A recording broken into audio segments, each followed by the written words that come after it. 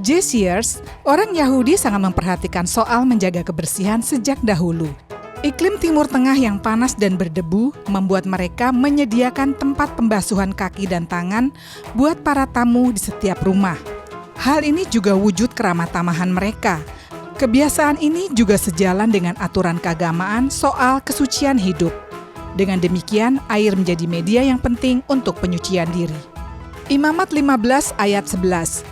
Dan setiap orang yang kena pada orang yang demikian, sedang orang ini tidak mencuci tangan dahulu dengan air, haruslah mencuci pakaiannya, membasuh tubuhnya dengan air, dan ia menjadi najis sampai matahari terbenam. Orang Yahudi menyediakan tempayan atau bejana untuk menampung air untuk mencuci kaki dan tangan itu. Selanjutnya tuan rumah akan mempersilahkan tamu membersihkan sendiri kaki dan tangannya, atau dia memerintahkan pembantunya melakukan tindakan itu. Abraham mempersilahkan 3 orang tamunya untuk membersihkan diri dengan air. Ketiga utusan Tuhan itu diminta mencuci kaki sendiri dengan air yang disediakan oleh Abraham. Kejadian 18 ayat 4. Bangsa Yahudi terus memelihara tradisi pencucian atau pembasuhan kaki hingga zaman Perjanjian Baru. Yesus sendiri pernah mendapat pelayanan pencucian kaki ini di Betania. Maria melakukan tindakan pencucian kaki Yesus dengan minyak narwastu berbau wangi yang mahal. Maria adalah saudara perempuan Lazarus yang pernah dibangkitkan Yesus dari kematian. Bukan sekali itu Yesus menerima pelayanan pencucian kaki. Satu ketika, Yesus mendapat undangan makan di rumah seorang Farisi. Seorang perempuan berdosa meminyaki kepala dan kakinya dengan minyak wangi mahal. Sang tuan rumah melontarkan kritik pada Yesus melihat hal itu. Yesus menanggapi kritik itu dengan ajaran bahwa tindakan perempuan berdosa itu merupakan bentuk penyesalan pertobatan. Pembasuhan kaki adalah posisi merendahkan diri untuk memperoleh pengampunan atas dosa dan jalan keselamatan. Lukas 7 ayat 50.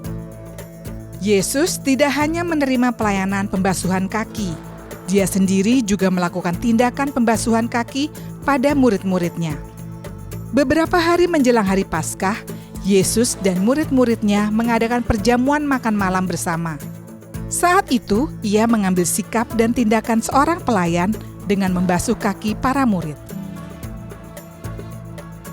Dalam hal ini, Yesus menempatkan pencucian kaki dalam standar yang lebih tinggi dari sekedar tradisi dan menjaga kebersihan jasmani serta syarat keagamaan.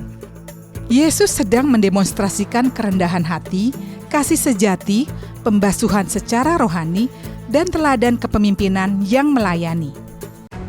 Rasul Paulus menjadikan pencucian kaki dan pembasuhan kaki sebagai ukuran hidup kerohanian seseorang. Rasul Paulus menyebut bahwa janda yang baik adalah seorang wanita yang bersedia melayani sesama, termasuk dengan tindakan membasuh kaki saudara-saudara seiman. 1 Timotius 5 ayat 10. Berkaitan dengan mukjizat pertama Yesus di kota Kana, banyak penafsir Alkitab meyakini bahwa air pembasuhan kaki dan tangan menjadi bagian menarik dalam cerita itu. Karena tempayan-tempayan yang digunakan oleh Yesus untuk melakukan mukjizat air menjadi anggur itu biasanya digunakan untuk menampung air pembasuhan. Ketika itu, Yesus memerintahkan pelayan-pelayan di sebuah pesta pernikahan untuk memenuhi 6 tempayan dengan air. Masing-masing tempayan berkapasitas hampir 100 liter. Karena semua tempayan itu kosong, maka Yesus memerintahkan pelayan mengisi air dalam semua tempayan itu. Dalam hal ini, Yesus membutuhkan sejumlah volume air karena dia ingin membuat mukjizat minuman anggur yang berkualitas dan tidak melanggar aturan keagamaan.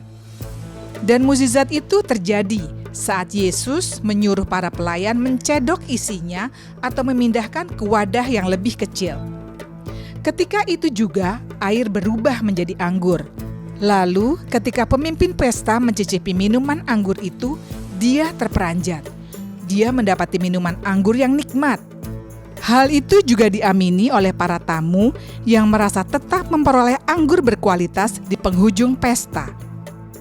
Mukjizat air menjadi anggur ini telah menyelamatkan tuan rumah dari rasa malu karena berkaitan persediaan minuman anggur tidak kekurangan. Yohanes 2 ayat 6 sampai dengan 8.